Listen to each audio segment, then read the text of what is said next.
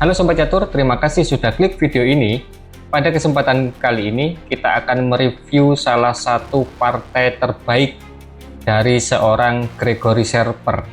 Mungkin teman-teman masih kurang familiar dengan nama tersebut, tetapi tidak perlu khawatir karena pada pertandingan yang akan kita bahas ini, Gregory Serper memiliki 6 langkah brilian.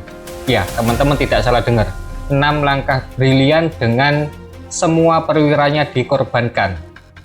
Mungkin teman-teman tidak percaya ya, kenapa saya bilang seperti itu, karena memang pada pertandingan ini semua perwira dikorbankan teman-teman.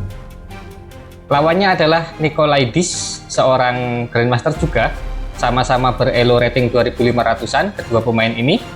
Bagaimana pertandingannya, langsung saja kita mulai analisanya. Tema pertandingan ini adalah King's Indian Defense. Gregory Serper memegang buah putih, mengawali dengan C4, English opening ya. Tapi kemudian dibalas G6, E4, gajah ke petak G7, D4, kemudian D6, kuda ke petak C3, dan kuda ke petak F6. King's Indian Defense ya, bertranspos dari awalnya English opening. Kuda ke petak E2, membuat gajah terang tidak bisa berkembang untuk sementara. Kemudian kuda ke petak D7, begitupun dengan hitam ya, gajah terangnya belum bisa berkembang. Kuda ke petak G3 memberikan jalan untuk gajah berkembang. Kemudian C6 dimainkan dan gajah ke petak E2, persiapan untuk rokade. Kita memilih A6, tidak rokade ya, karena kalau rokade putih akan melancarkan serangan melalui pion-pion ini ya. Gajah ke peta E3, kemudian H5 dimainkan mencegah serangan dari sayap raja. Akhirnya putih melanjutkan dengan F3 memperkuat struktur pion. B5 dimainkan mengawali serangan dari sayap menteri Nikolaidis. Kalau ini diterima, pion ini diterima, maka akan seperti ini ya teman-teman, akan membuka lajur A untuk hitam. Maka tidak dimainkan langkah tersebut dan dipilih C5, tantangan pertukaran pion. Kemudian pion kali pion, pion kali pion. Menteri ke petak C7, dan putih akhirnya memutuskan untuk rokade ke sayap raja karena tidak bisa melakukan serangan ini ya di sayap raja ini melalui pion-pionnya. Akhirnya putih memilih untuk rokade ke sayap raja. H4 didorong mengusir kuda. Akhirnya kuda terpaksa berpindah ke petak H1, satu-satunya petak yang aman untuk kuda, dan dilanjut kuda ke petak H5. Langkah salah ya, lebih baiknya kuda bermanuver untuk menempati peta ini ya, E6. Tetapi langkah ini juga, langkah kuda ke peta H5 ini adalah untuk mengontrol peta F4. Putih memajukan menteri ke peta D2 guna mengontrol peta F4 juga. E5 dimainkan memperkuat kontrol terhadap peta F4, namun ini menutup diagonal gajah gelap. Kuda bermanuver ke peta F2 oleh putih dan kuda ke peta F8.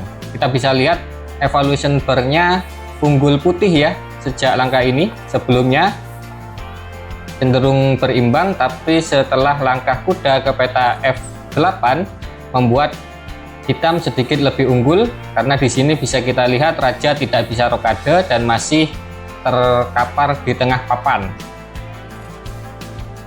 Putih mengawali serangan dengan A4 guna merusak struktur pion yang ada di sayap menteri.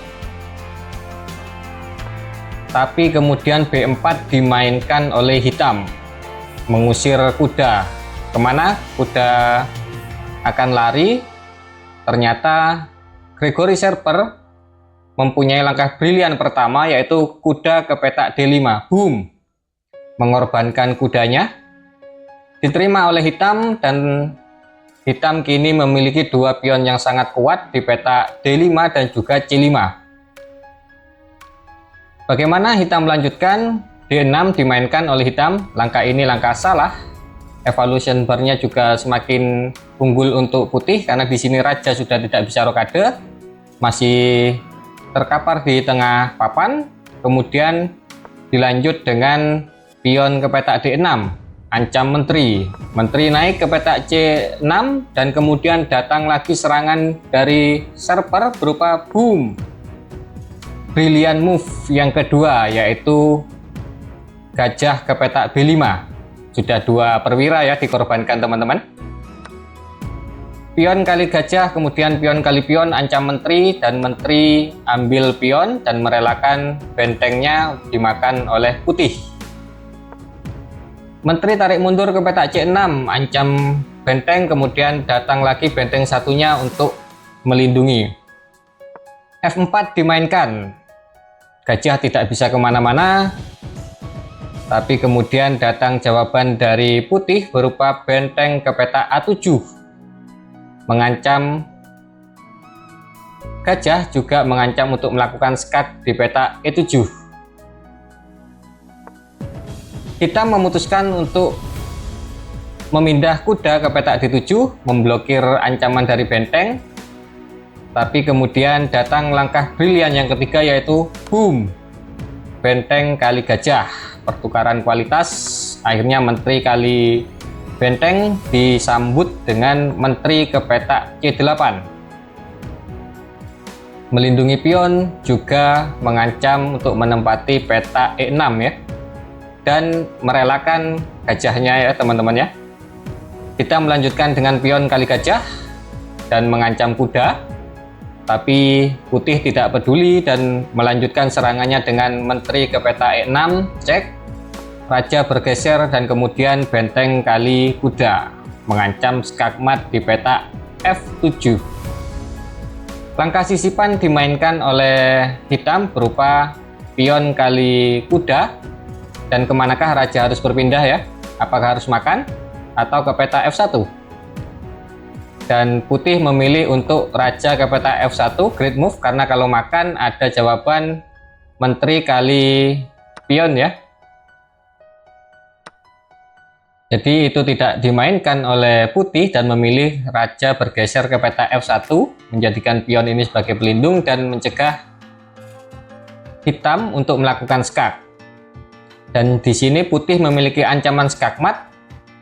Akhirnya putih memainkan langkah menteri ke peta E8, menawarkan pertukaran menteri. Kita bisa lihat 1, 2, 3, 4 perwira melawan 2 perwira. Jelas hitam menolak, putih menolak ya. Dan putih memainkan langkah brilian yang ke berapa ini ya? 1, 2, 3, 4. Langkah brilian keempat yaitu boom, pengorbanan benteng di peta F7, skak.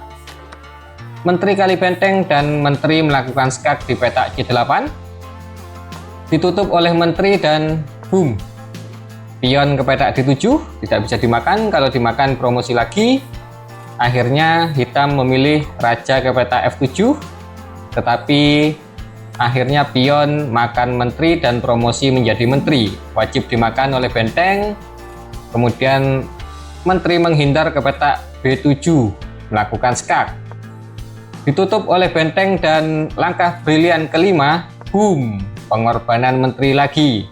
Menterinya dikorbankan karena kalau dimakan maka pion tidak akan terkejar untuk promosi.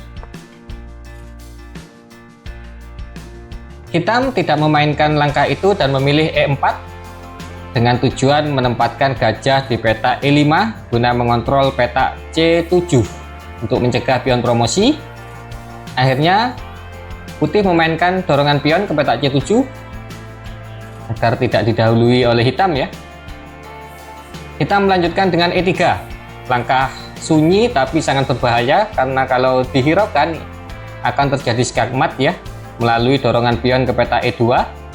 Putih tahu hal itu dan melakukan skak di peta D5, raja ke F6, kemudian skak lagi di D6, raja ke peta F7, dan diskak lagi ke peta D5, bolak-balik, dan skak lagi, raja turun lagi. Akhirnya putih melakukan langkah brilian yang ke-6, yaitu melalui menteri kali benteng. Boom, wajib dimakan dan pion promosi menjadi menteri lagi. Semua dikorbankan ya teman-teman ya. Kita bisa lihat partai yang sangat luar biasa ini. Berlanjut dengan gajah ke petak H6 dan skak dilakukan, raja berpindah, skak lagi dan menteri kali pion mengancam kedua perwira dari hitam, dan hitam masih belum menyerah dalam posisi ini dengan memainkan langkah skak. Pion manakah yang harus dimakan teman-teman? Kalau makan pion yang ini, yang di E2, maka putih akan kalah karena punya jawaban boom, royal fork ya. Jadi tidak dimainkan langkah tersebut dan putih memainkan langkah yang tepat, yaitu raja kali pion yang ada di peta F2.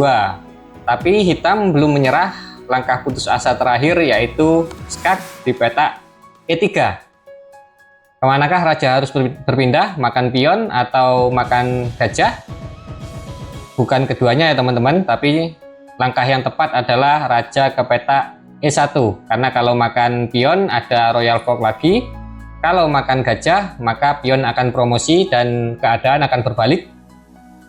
Setelah langkah ini hitam memutuskan untuk menyerah, karena bisa kita lihat kuda sudah tidak bisa diselamatkan ya. Kalaupun bisa diselamatkan ke peta ini, maka ada jawaban skak. Nanti pion ini akan kena juga ya. Gajah akan kena, maka di posisi ini kita memutuskan untuk menyerah. Partai yang sangat luar biasa ya teman-teman. Kita tidak pernah tahu siapa Gregory Sharper, tapi permainannya 6 langkah brilian dengan semua perwira dikorbankan. Ini adalah permainan yang sangat luar biasa, apalagi lawan yang dihadapi juga setara ratingnya. Pertandingan ini sendiri terjadi pada tahun 93 ya teman-teman. Gregory Sharper menghadapi Ioannis Nikolaidis. Semoga teman-teman terhibur dengan video ini, dan terima kasih untuk yang sudah menonton dari awal sampai akhir. Jangan lupa untuk subscribe ke channel Enpasan Chess. Subscribe dari Anda akan sangat berarti demi kemajuan channel ini. Sampai jumpa di video-video selanjutnya. Terima kasih.